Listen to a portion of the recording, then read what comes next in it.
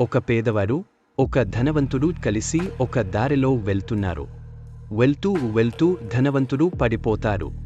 అప్పుడు పక్కనే నడుస్తున్న ఈ పేదవాడు, ఏమైంది అండి అని అడుగుతారు. బాగా ఆకలిగా ఉంది, అందుకే కళ్ళు తెరిగ పడిపోయా అని అంటారు.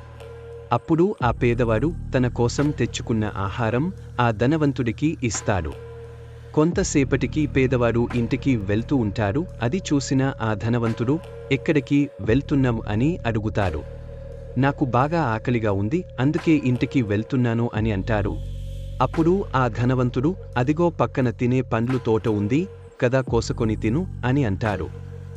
అప్పుడు ఆ పేదవాడు, నాది కాని సొమ్ము నాకు వద్దు, పరుల సొమ్ము పాము వంటిది, నాకు వద్దు అని అంటారు. అప్పుడు ఆ ధనవంతుడు అతనిని చూసి హగ్ చేసుకొని, ఇది నా తోటే, నీకు ఇష్టం వచ్చినన్ని పండ్లు నువ్వు తిను అని అంటారు.